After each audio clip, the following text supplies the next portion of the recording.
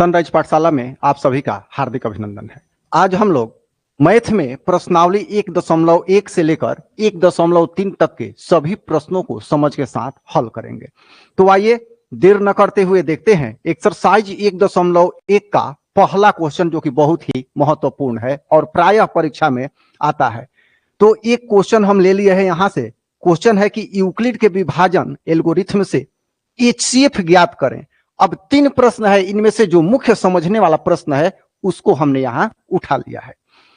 तीसरा प्रश्न 867 और 255, इसका हमें विभाजन एल्गोरिथम से, यूक्लिड के विभाजन एल्गोरिथम से HCF ज्ञात करनी है।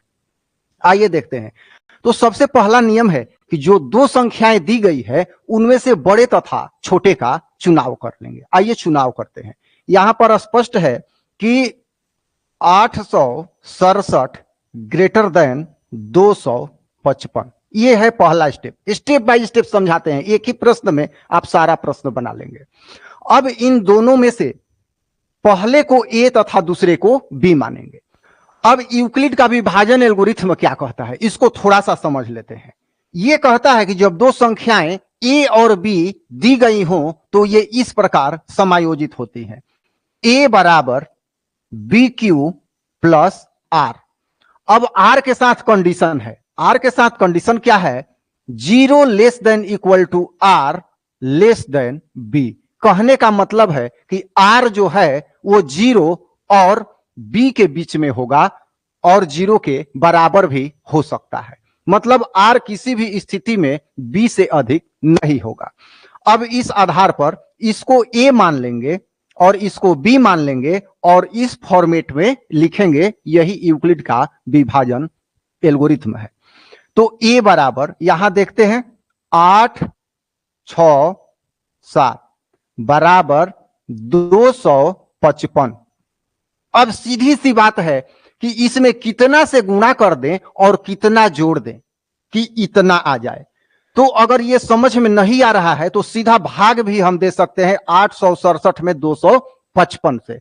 तो जितना आएगा उतना लिखेंगे और शेषफल को प्लस में कर देंगे। ये देखिए कुछ अलग सूत्र नहीं है, ये वही है कि भाज्य बराबर भाजक गुना भागफल जोड़ शेषफल। ये भाज्य है, ये है भाजक और ये है भागफल और R क्या है? रिमाइंडर है, शेषफल। आइए अब देखते हैं। तो इसमें 3 से गुणा कर दिया जाए, 3 से गुणा कर दिया जाए और इसमें हम 102 जोड़ दें। ये कैसे हो गया? अगर इसको समझना है तो आइए देखते हैं। यहां पर 867 में सीधा हम भाग लगा देते हैं, किससे? 255 से। अब जब 255 से भाग लगाते हैं तो ये 3 मर्त में यहां पर चला जाएगा। तो क्या होगा? 3 से गुणा करेंगे तो 5 तिया 15, 5 तिया 15 1 16 की 6 हासिल 1 और 3 दूनी 6 1 7 यहां हो जाएगा। यहां क्या होगा? 2, यहां होगा 0 और यहां होगा 1। तो यही यहां पर हमने 102 यहां लिखा हुआ है। तो इस तरह से ये क्लियर है कि इतना बराबर क्या होगा? 255 गुणा 3 जोड़ 102। देखिए इसको इससे गुणा करके इससे जोड़ेंगे तो हमें इतना प्राप्त हो जाएगा। मूल मंत्र इसका यही है। अब आगे के स्टेप में क्या होगा? तो जो यहां है B के स्थान पर है उसको ले आके A के स्थान पर रखेंगे तो 255 हो गया। और जो यहां पर R है इसको ले आएंगे कहां पर? यहां B के स्थान पर, तो 102 हो गया। अब 102 में कितना गुणा करें और कितना जोड़ें कि 255 हो जाए? तो ये दिखाई दे रहा है कि 2 से ज्यादा गुणा नहीं कर सकते हैं। तो हो गया 204 और 51। इसमें हो गया 204, अब प्लस क्या हो जाएगा? 51। ये हो गया। फिर इसको स्टेप ये तब तक करेंगे जब तक कि शेषफल यहां पर 0 न आ जाए। तो यहां कर देंगे 102 बराबर, अब ये क्या होगा? यहां आ जाएगा। तो ये आ जाएगा यहां पर, तो ये हो जाएगा कितना? 51। और 51 में 2 से गुणा करते हैं, अब प्लस क्या करते हैं? 0 हो जाएगा। क्योंकि यहां पर 51 में 2 से गुणा करेंगे तो 102 यहां आ गया। जैसे ही यहां शेषफल के जगह पर 0 आया, हमारी भाग की क्रिया समाप्त हो गई। और जो यहां B के स्थान पर बचा यहां जो बी के स्थान पर बचा यही HCF हुआ। यहां लिखेंगे HCF। तरीका है कि दोनों संख्या को भी लिख देते हैं यहां। तो HCF किसका 867,255 क्या हो जाएगा, कितना आया है, तो यहां पर या यहां अंतिम अशून्य शेषफल भी इसको बोलते हैं। तो यहां 51 हो गया, तो क्या हो जाएगा यहां 51। ये हो गया आंसर HCF। तो इस तरह से आप समझ में आया होगा। अगर समझ में नहीं आए तो कमेंट करें, शुरू से लेकर अंत तक सारा क्वेश्चन हम बता देंगे। ये सारा प्रश्न मैं पहले बता चुका हूं, इसलिए सभी प्रश्नों से एक एक प्रश्न हम यहां पर करा देते हैं, शेष आप उसको अपने होमवर्क के रूप में करेंगे।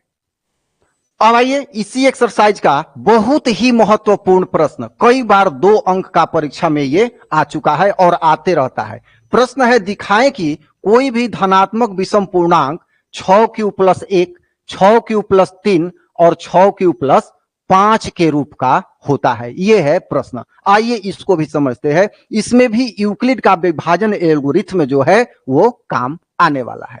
तो यहां आंसर में लिखेंगे, हम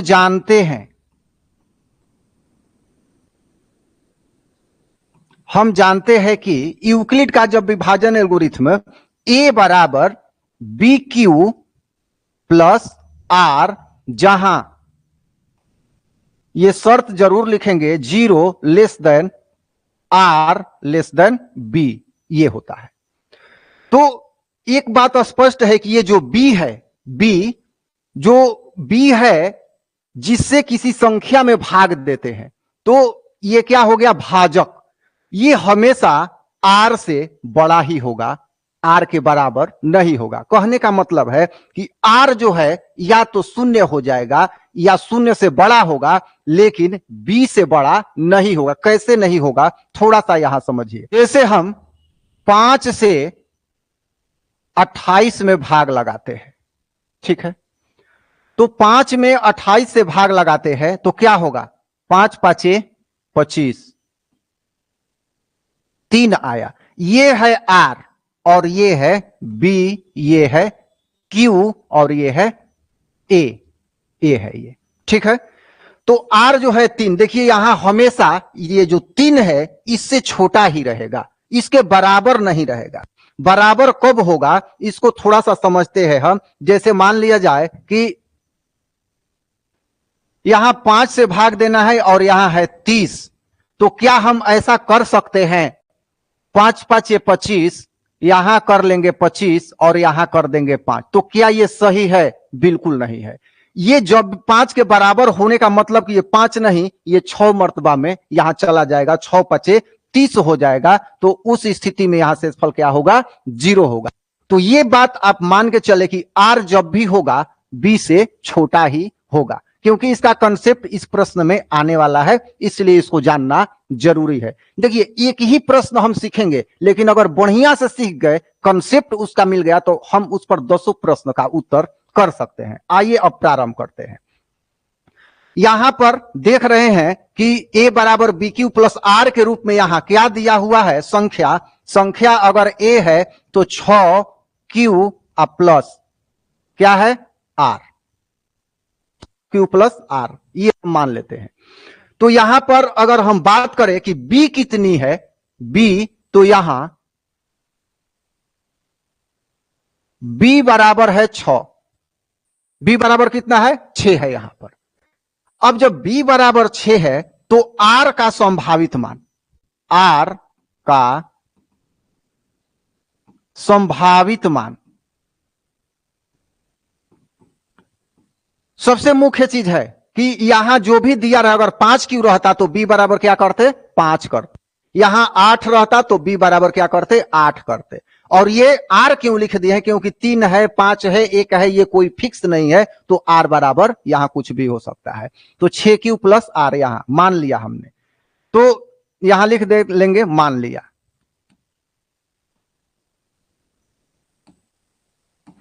तो R का संभावित मान क्या होगा, देखिए B बराबर 6 है तो R 0 से प्रारंभ होगा, 0 1 2 3 4 5 होगा, 6 नहीं होने वाला है, 6 नहीं होगा, क्योंकि आर इस कंडीशन के अनुसार बी से छोटा ही रहने वाला है।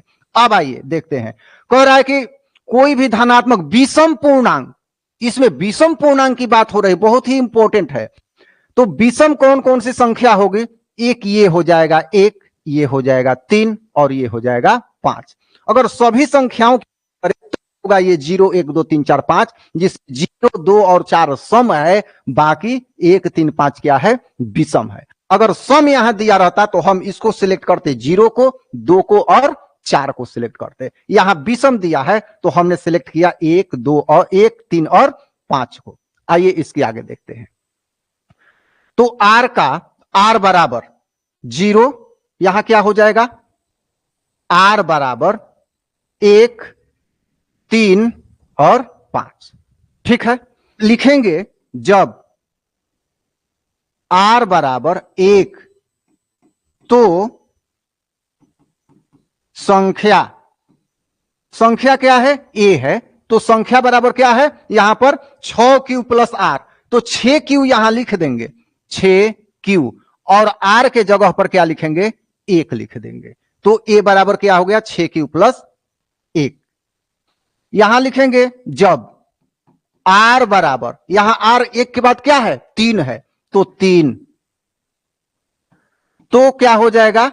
संख्या बराबर, मतलब ए बराबर 6q प्लस 3, इस तरह से होगा। फिर लिखेंगे जब आर बराबर 5 तो संख्या बराबर, संख्या यहां वही है ए, तो ए बराबर 6q प्लस क्या हो जाएगा? 5। देखिए यहां ए बराबर 6q प्लस आर, तो आर बराबर क्या है हमारा? 1 3 5, तो यहां क्रमशः क्या कर देंगे? 1 3 और 5, यही बारी बारी से लिख देंगे। और इसके बाद अंत में लिख देंगे कि इस प्रकार हम देखते हैं कि धनात्मक विषम पूर्णांक, कोई भी धनात्मक विषम पूर्णांक 6q प्लस 1, 6q प्लस 3 तथा 6q प्लस 5 के रूप का होता है। ये निष्कर्ष अंत में जरूर लिखेंगे, तभी आपका 2 में 2 अंक मिलेगा। ये लाइन लास्ट में लिखेंगे। इस प्रकार